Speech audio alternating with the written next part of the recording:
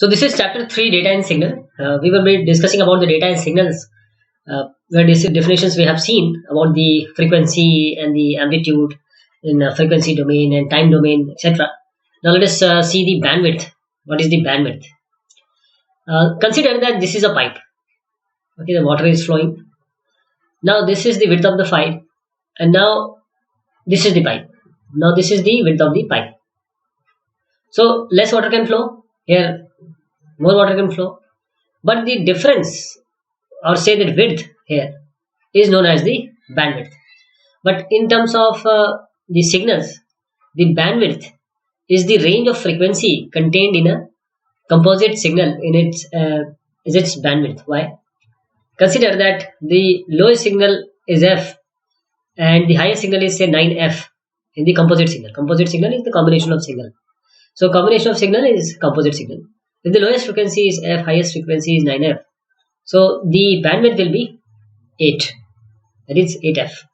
Because 9f minus f, if it would have been 3f to 4f, it would have been the bandwidth only 1f. So this is the bandwidth we are going to see in much detail.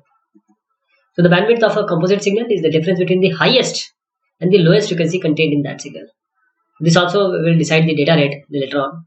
But the highest frequency in the composite signal minus the lowest frequency in the composite signal. The difference of highest frequency and lowest frequency is nothing but the what we call as the bandwidth. So this is bandwidth of the signal. So the bandwidth of a periodic and non-periodic composite signal is shown here. This is the bandwidth of a periodic signal. This is bandwidth of a non-periodic signal. As you can see, this is a frequency domain graph. Here, if you can see, the lowest frequency is 1000. The highest frequency is 5000. These are all frequency distribution. Various frequency of periodic signal. See, there is a gap which is equal for every bar here. So that is why this is periodic. And the highest and lowest frequency, this is 5000 minus 1000. So the difference of highest minus lowest is the bandwidth. So highest is 500, lowest is 5000, lowest is 1000. The difference of both of these will be 4000. So this will be in hertz. Bandwidth will be in hertz. In case of non-periodic signal, the content remains the same. Only the signal view will change here in the frequency domain.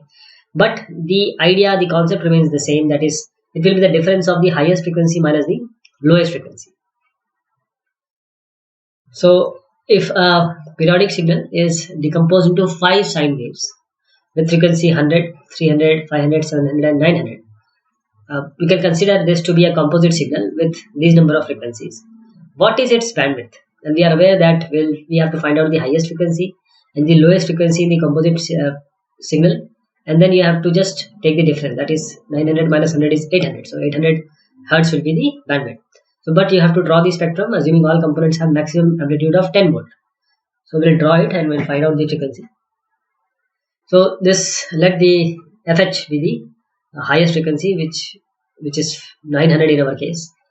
Let FL be the lowest frequency, which is 100 in our case, and B be the bandwidth given by capital B. So the bandwidth will be 900 minus 100, that will be 800 hertz. And the spectrum has only 5 spikes, that means 100, 300, 500, 700 and 900. So we will draw it like this. We'll have different spikes, and this will not go beyond 10 volt. There will be 5 spikes only.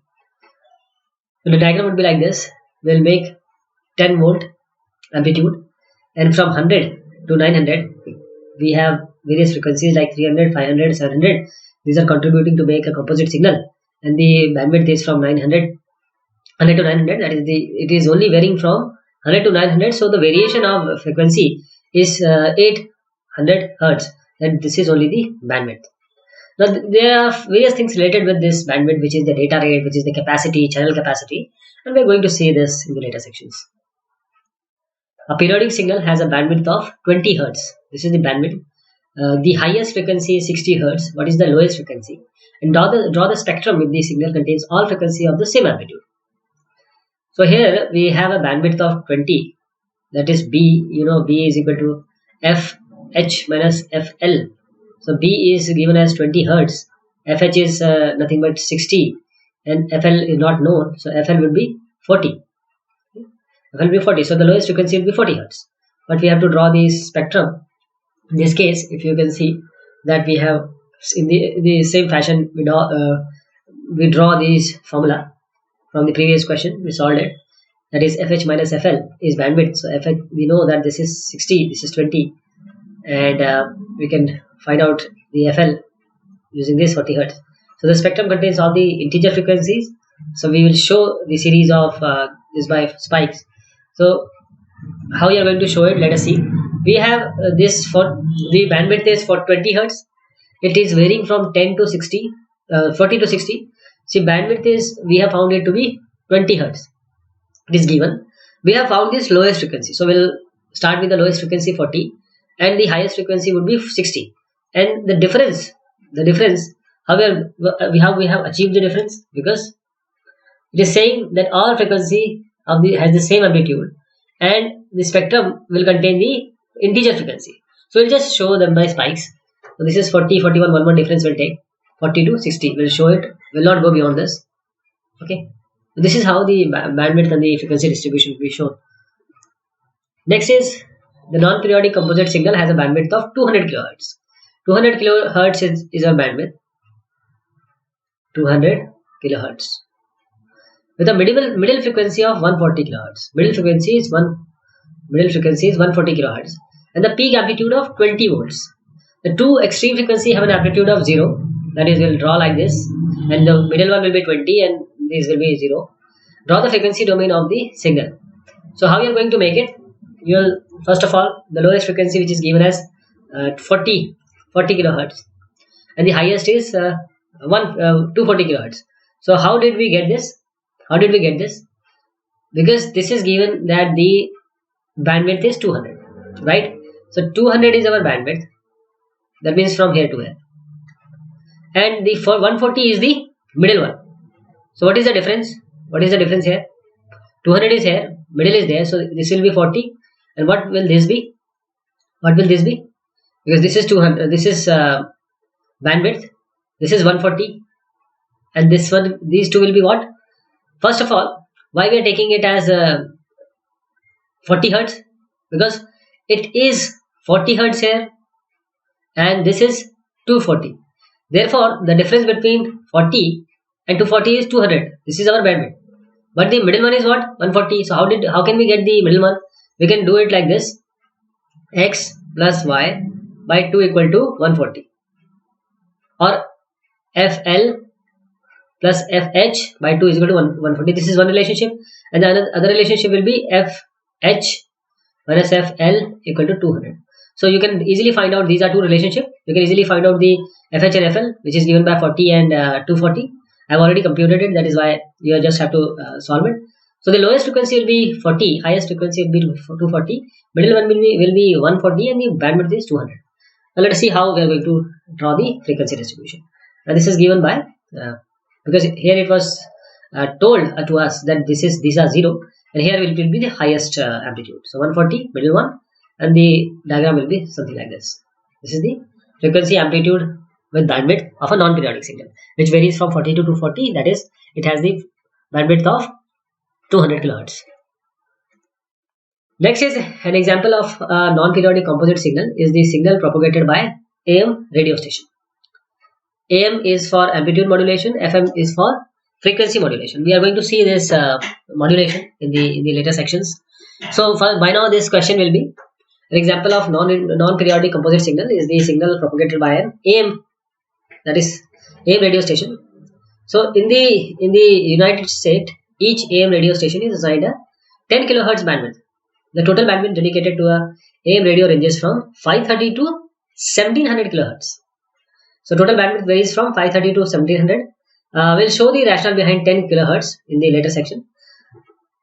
So this is just an assertion. This is not an example, but that means you are not going to solve it. This is just a way of putting those things together. What we have learned. Non-periodic composite signal example is the signal propagated by a FM radio station. That was AM. This is FM. So in US, Each FM radio station is assigned a 200 kilohertz bandwidth. So the total bandwidth dedicated to FM radio, it ranges from 88 to 108, right? This is the FM frequencies. So we'll show the rationale behind 200 kilohertz also. Now, another example of a non-periodic composite signal is the signal received by an old-fashioned analog black and white TV. A TV screen is made up of pixels. If you assume a say resolution of 525 by 700, so resolution is, you can assume it to be number of pixels, that is x number of say matrix rows and columns. So we have around 367,500 pixels per screen. So we can scan the screen 30 times per second. This is around this much. Multiply this by 30. That will be this number per second. So the worst case scenario is just alternating black and white pixels. So we can send 2 pixels per second. Therefore, we need this divided by 2. That is this many number of cycles per second hertz. So the bandwidth will be needed as 5.5125 megahertz. Now we come to the digital signals. This is a very important aspect. We have seen the analog in detail. But what is digital signal? How we achieve it? How it is seen? How we compute? Or what are the computations which can be applied on our digital signals? So let us start. Digital signal, in addition to being represented by an analog signal, information can be represented by a digital signal. Okay. For example, this 1 can be encoded as a positive voltage, say plus 5 volt, or a 0 as 0 voltage, or maybe negative voltage minus 5 volt. So the digital signal can have more than 2 levels. In this case, we can send more than 1 bit for each. We are sending 0 1. We can either send 0 0, 0 1, 1 1, 1 0. We can also send 0 0 0 till 1 1 1. So that will be, this is 2, this is 4, this is 8. So now you can send more levels. So these are the levels what I just showed you. So this is the digital signal. In this section, we are going to see the bit rate, the bit length, the digital signal as a composite analog signal, and application layer. These are 2 digital signals. First is a digital signal with 2 levels. That is, we are only sending 0 or 1 at a time. And here these are 4 levels. We are sending 0 0 to 1 1. There are 4 signals. So 2 digital signals, one with 2 signal levels. These are level 1, level 2. And in this case, we have 4 signals from 0 0 to 1 1. So these are different levels which are possible in our digital signal. In the first case, if we analyze, we have level 1 here and level 0 here. So that means whenever this is flat at this point, this amplitude, this value is considered to be 1. And when it is flat at this point, that means say on the time line or time axis, this is considered to be 0. But it is not the case. We'll see always it is not the case. It depends on how do you decide. That means 8 bits, they are sent in 1 second. So what will be the rate? 1 second. 8 bits are sent. 1, 2, 3, 4, 5, 6, 7, 8. 8 bits are sent in 1 second. So what will be the bit rate? The bit rate will be 8 bit per second. 8 bit per second. BPS means bit per second. And in this case, you see how our data rate or bit rate changes with the levels which we have enhanced from 2 to 4. So now these are our levels from 1 to 4. This is the level. The first level is this one. Second level is this. Any line here in the graph will be our level 2. See, this is level 3, this is level 3. Both are showing that 1 0 is being transferred or 1 0 will be extracted. 1 1 is like this. See, 0 1 0 1, both are 0 1 0 1. So there are 4 levels. How we can achieve 4 levels? Because we have 2 bits or 2 formations, so 2 to the power 2 is equal to 4. So we have 4 combinations. Here we have 2 to the power 1, that is 2. And if we take 3 bits, can we take 3 bits? First of all, can we take 3 bits? This is the question. But in this case, a digital signal with 4 levels, we have 16 bits which are sent in 1 second, because the numbers are, the differences are same, the duration are same with respect to time. But at every cycle, say, we are sending 2 bits. So 2 into 8, that will be 16 bits that are sent in 1 second. And the bit rate would be 16 bit per second. We'll see about the exponential and log function because this is important in this case. A digital signal has 8 scale, as we have seen 2 scale signal and 4 scale signal just now. So consider a digital signal which has 8 scale, 8 levels, 8 levels. So how many bits are needed per level? We calculate the number of bits from this formula. We take log whatever number of levels are there, we take log base 2 of these levels, and that will give us the number of bits which are required. So in this case, log 2 base 8, that is 2 to the power x equal to 8, so x will be 3. So each signal level is represented by 3 bits. A digital signal has 9 levels, so it has 9 levels. How many bits are needed per level? We calculate the number of bits by using the formula which we have seen. Each signal level is represented by 3.17 bits. How it is? Log 2 to the base 9. So that will come around 2 to the power x equal to 9. X will come around 3.17 bits. This answer is not realistic. Why? Because I told you whether it is possible to use 3 bits or 3.17 bits. Number of bits sent per level needs to be an integer. You cannot have 3.17 bits as well as the power of 2. So 4 bits can represent one level. 3, that is why we don't take 3. It has to be of the power of 2. So 2 level, 4 level, 8 level. This is possible. 9 is not possible. 3 is not possible. 7 is not possible. So assume we need to download text document at the rate of say 100 pages per minute. What is the required bitrate of this channel? 100 pages per minute. 100 pages per minute. We have to answer the required bitrate. What will it be? Required bitrate. So the answer is like this. You have 100 pages. Okay. A page on an average has how many lines? 24 lines. So a page can have 24 lines, and each line will have how many characters? Normally 80 characters you find. So 24 lines, 80 characters in each line, and we assume that one character, we know that one character is 8 bits. That is, one character takes normally 1 byte. So one character, so one byte, that is 8 bit. So what we multiply by 8, these 3 you have known now, but there are 100 pages, so we multiply it by 100 also. So that will be this number of bits per second, and we can change it to this is BPS. You convert it to kbps. This will be gone. You convert it to mbps, megabit per second, and the point will come here. That is 1.636 megabits per second. A digitized voice channel, as we will see in a later section. This is made by digitizing a 4 kilohertz bandwidth. So here we have a digitized voice channel, and this is made by digitizing a 4 kilohertz bandwidth here, analog voice signal. So we need to sample the signal at twice the highest frequency, that is 2 samples per hertz, and we assume that each sample requires 8 bits. What is the required bit rate? Can you tell the answer?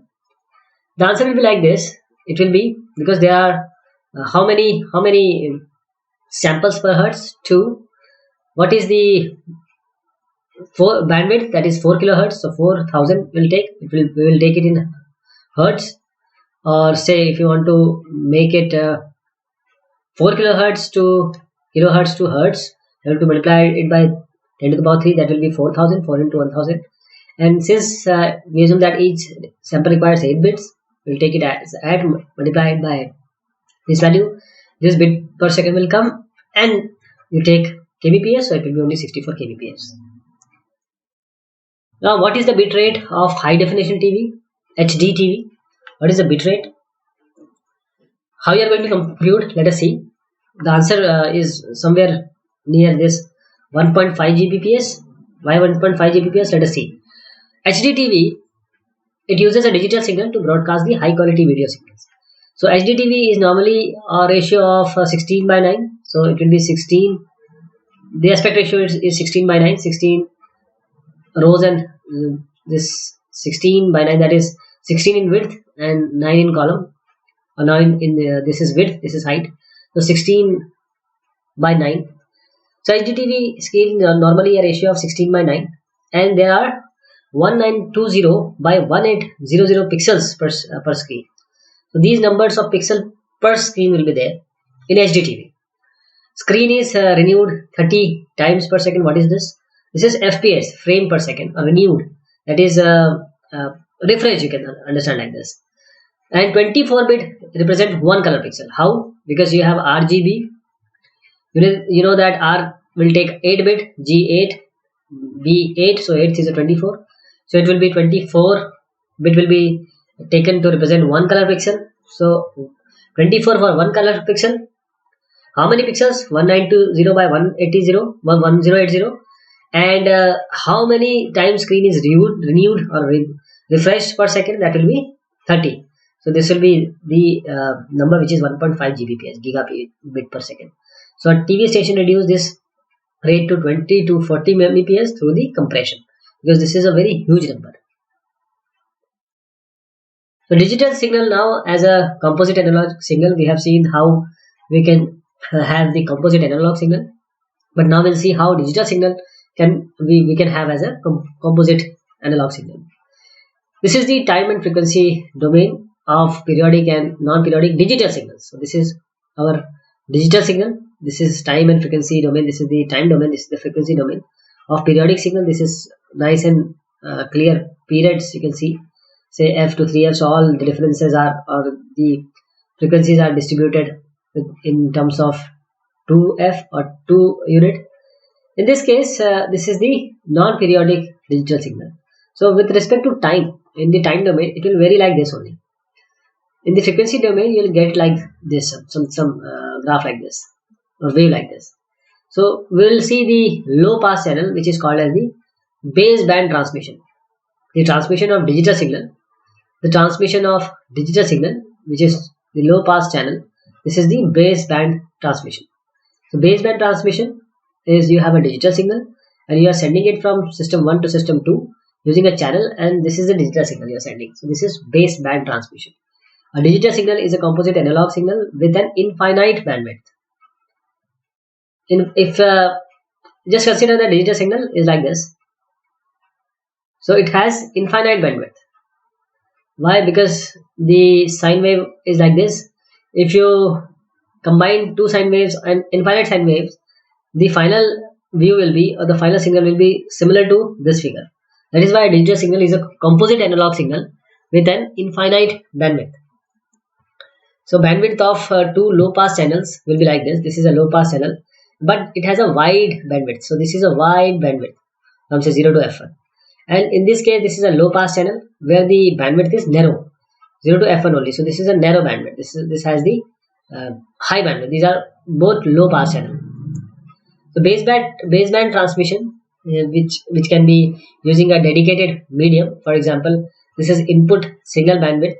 This is the wide bandwidth channel, that is bandwidth supported by a medium like this, and this is the output signal bandwidth. So once you transfer, this is the baseband transmission, and this is a dedicated medium. As you can see, this medium is dedicated. So an input signal would be like this, and the output signal can be like this. This is baseband transmission. So a baseband transmission of a digital signal that preserves the shape of the digital signal is possible only if we have a low pass channel with an infinite or very wide bandwidth. So normally we don't have it, but still we try to approximate it. An example of dedicated channel where the entire bandwidth of a medium is used as one single channel is a LAN, local area network. Almost every wired LAN today uses a dedicated channel for two stations communicating with each other. In a bus topology, we have seen there are 4 types of topology. Bus topology is one of them. With multiple connections, only 2 stations can communicate with each other at each point in time. That is time sharing. And the other station need to refrain from sending data. So in a star topology LAN, the entire channel between each station and the hub is used for the communication between these two entities. This is the rough approximation of a digital signal using the first harmonic for worst case. And this is your amplitude. The bandwidth is say n by 2, and because these are the differences from here to here, it will be n by 2. This is the bit rate n, but the analog same digital, but the analog version is frequency 0 and p, that is the the phase is 180 degree.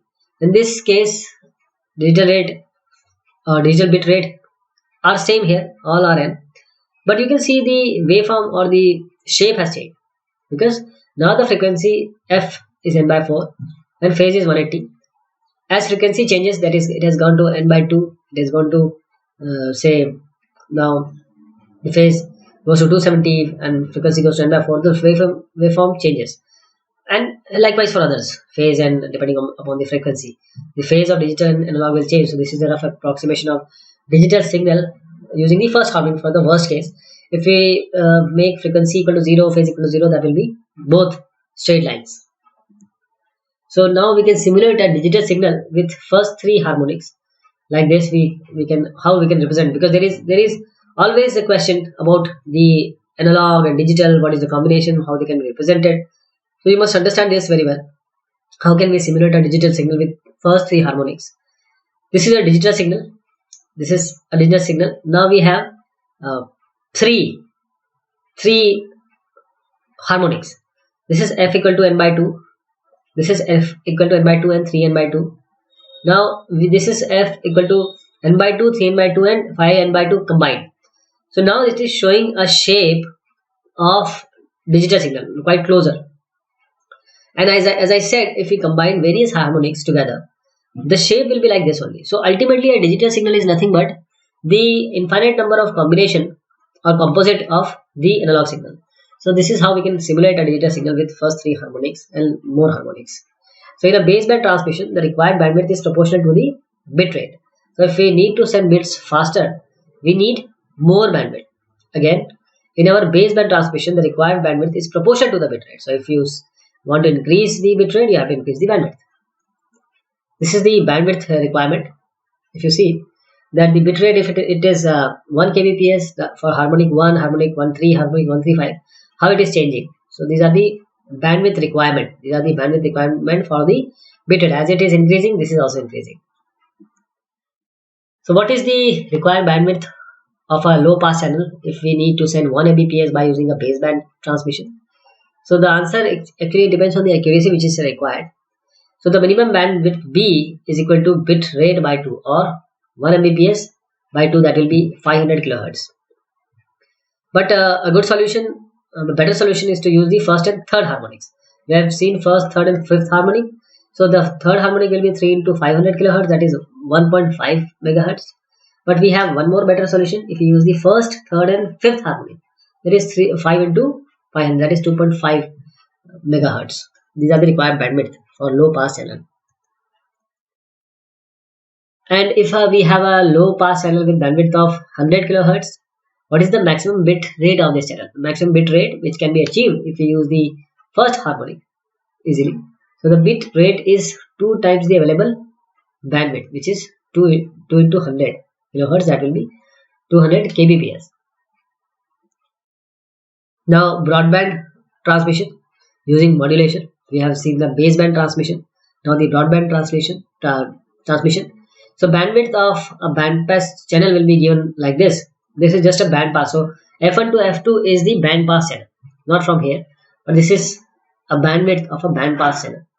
So if the available channel is a bandpass channel, we cannot send digital signal directly to the channel. We need to convert the digital signal to an analog signal before transmission. Again, if the available channel is a bandpass channel, as we see in the figure, we cannot send the digital signal directly. We have to convert this digital signal into the analog signal. So this we have to use the modulation for this. The modulation of a digital signal for transmission on a bandpass channel would be like this. First, you have input digital signal. You want to convert it into the output digital signal. But this input digital signal we have to convert into the analog. So we will use the digital to analog converter. Once you have digital to analog conversion, the input signal of this digital signal will be seen like this. This is input analog signal bandwidth, and you convert it from F1 to F2. That will be, this is input analog signal. This is your analog signal. Now you have only bandwidth from F1 to F2. This is the bandpass channel. What you want to pass input digital signal from the bandpass channel, you have to convert it into digital to analog. So this is the analog conversion. Now you send it. The received or the output analog signal is like this. This is the input analog signal. This is the output analog signal bandwidth. Now this is subjected to or passed through the analog to digital converter. So again the conversion will give back the original digital signal which was sent. So an example of broadband transmission using modulation is sending of computer data through telephone subscriber line, ADSL. You might have heard DSL lines. digital subscriber line. So the line connecting a resident to the central telephone office. These lines are designed to carry voice with a limited bandwidth. The channel is considered as a band pass channel. So we convert the digital signal from the computer to an analog signal, and we have seen the ADSL and router in your houses. So and send the analog signal. So we can install two converters to change the digital signal into analog and vice versa at the receiving end. You know what it is called? It is called as modem, modulator, demodulator. This converter is known as modem. So we use modem for digital to analog and analog to digital. The other example is the digital cellular phone which you carry. So for better reception, digital cellular phones convert the analog voice signal to digital signal. We'll see about in the later section. Although the bandwidth allocated to a company providing digital cellular phone services is very wide, we still cannot send the digital signal without any conversion. So the reason is that we only have a band pass channel available. Only bandwidth is given to us, available between the caller and the callee. So we need to convert the digitized voice to a composite analog signal before sending. So this was another section of data and signals. We will be taking one more of this topic. Till then, thank you so much. Take care.